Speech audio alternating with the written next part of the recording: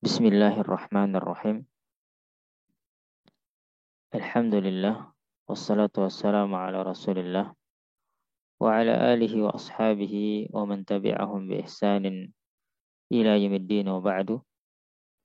Kaum muslimin rahimani wa rahimakumullah. Pada kesempatan kali ini kami ingin membahas tentang seseorang yang berpuasa Ramadan tetapi dia tidak mengerjakan salat wajib. Apakah puasa Ramadannya diterima oleh Allah Subhanahu wa taala atau tidak? Ketahuilah kaum muslimin azani Allah wa iyyakum bahwasanya puasa Ramadan dan salat fardu adalah di antara rukun Islam yang Allah wajibkan kepada kita semua. Dan seseorang yang meninggalkan rukun di antara rukun-rukun Islam ada 3 jenis.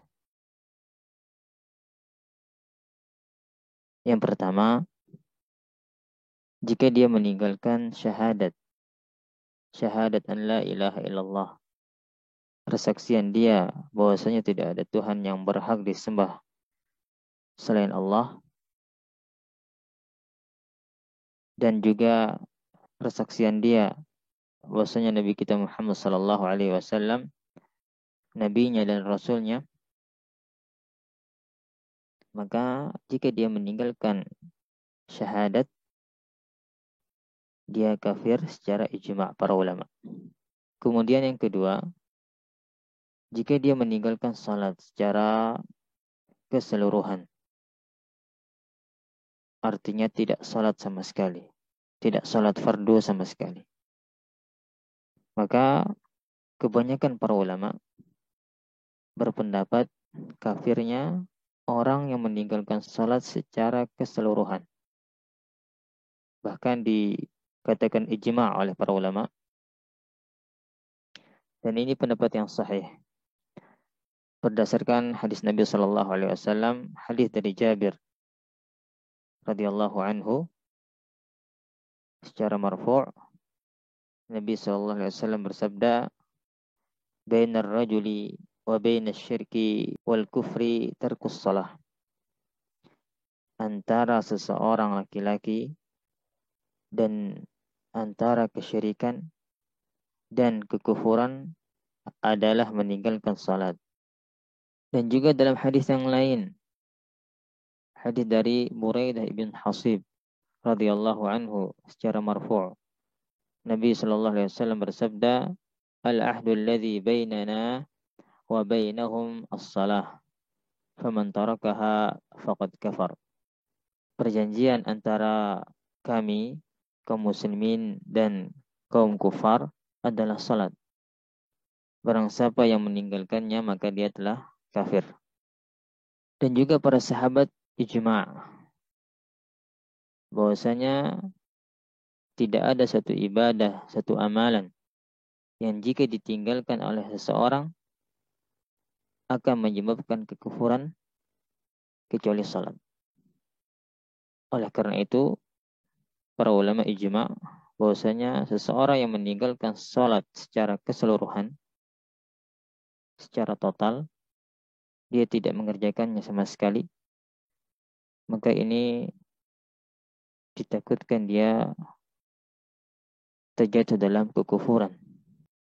Dan menghukumi seseorang jatuh dalam kekufuran ini adalah hak Allah dan Rasulnya. Kita hanya menjelaskan secara umum bahwasanya seseorang jika meninggalkan salat secara keseluruhan maka dia kafir. Dan kita tidak mengatakan kepada person seseorang, tetapi kita mengatakan secara umum.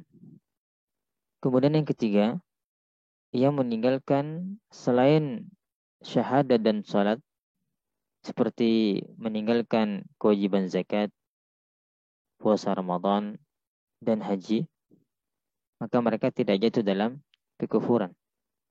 Akan tetapi mereka jatuh dalam bahaya yang besar, yaitu jatuh dalam dosa besar, yang seseorang hendaknya bertobat kepada Allah Subhanahu wa Ta'ala. Oleh karena itu, seseorang yang berpuasa,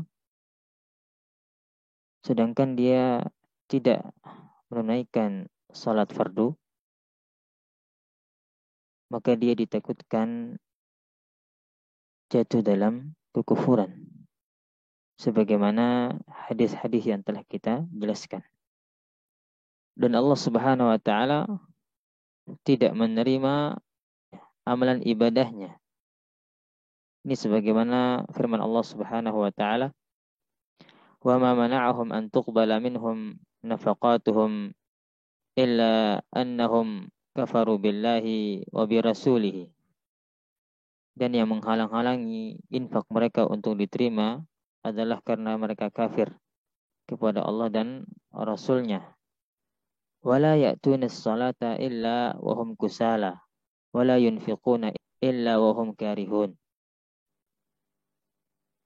Dan juga mereka tidak melaksanakan salat melainkan dengan malas, dan tidak pula menginfakkan harta mereka melainkan dengan rasa enggan atau terpaksa.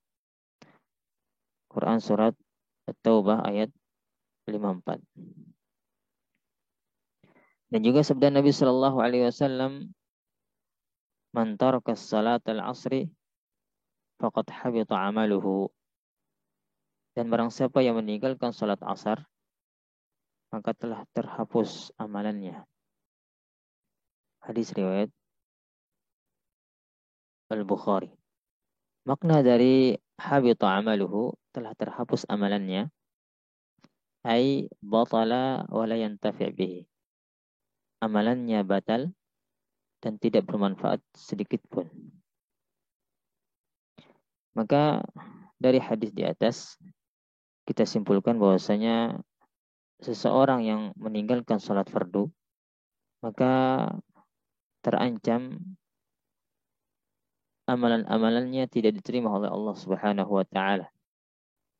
Dan Al-Imam Ibnul Qayyim rahimahullahu ta'ala menjelaskan maksud hadis di atas dalam kitabnya Kitabus Shalah halaman 65. Beliau berkata, "Walladhi yadhharu fil hadisi anna tarka naw'an." Bahwasanya yang terlihat dalam hadis di atas, bahwasanya meninggalkan salat ada dua macam. Tarkun kulliyun la yusalliha abada. Seseorang meninggalkan salat secara keseluruhan, secara total. Dia tidak mengerjakan salat sama sekali. Fahadha yahbitul amala jami'ahu. Dalam keadaan seperti ini, maka konsekuensinya akan terhapus amalannya secara keseluruhan, semuanya. Kemudian jenis yang kedua, yang meninggalkan salat, wa tarkun muayyanun fi yaumin muayyan. Dia meninggalkan salat pada salat tertentu dan pada hari tertentu pula. Artinya dia terkadang salat pada hari ini, besoknya tidak, dan seterusnya. Maka kata beliau, fahadha yahbitu amala dzalika al-yaum. Maka konsekuensinya akan terhapus amal ibadah pada hari yang dia tidak salat padanya. Kemudian kata beliau, fal hubutul am fi muqabalati tarkil am. Dan terhapusnya amalan secara keseluruhan ini jika dia meninggalkan salat secara keseluruhan. Wal hubutul muayyan fi muqabalati tarkil muayyan. Dan dihapusnya amal ibadah tertentu jika dia meninggalkan salat pada waktu atau hari-hari tertentu. Oleh karena itu, marilah kita menjaga salat 5 waktu dan juga ibadah-ibadah fardu lainnya agar amal ibadah kita di bulan Ramadan ini diterima oleh Allah Subhanahu wa taala dan diberkahi sehingga tidak sia-sia kita melaksanakan amal soleh dan ketaatan di bulan ini. Maka hendaklah kaum muslimin bertobat kepada Allah Subhanahu wa taala dan menyesali atas segala kelalaian dalam menjalankan hak Allah Subhanahu wa taala, yaitu beribadah kepadanya. Bahkan Allah Subhanahu wa taala bergembira, senang dengan taubat seorang hamba. Dan juga Nabi sallallahu alaihi wasallam telah mengabarkan kabar gembira atas orang yang ingin bertaubat. Kata Nabi sallallahu alaihi wasallam, "At-taibu minadz-dzanbi kaman la dzanbalah." Seseorang yang bertaubat dari dosa, maka seperti orang yang tidak memiliki dosa. Hadis riwayat Ibnu Majah dan dihasankan oleh Syekh Al-Albani rahimahullah. Semoga bermanfaat. Wassallallahu ala nabiyyina Muhammad wa akhiru da'wana alhamdulillahi rabbil alamin.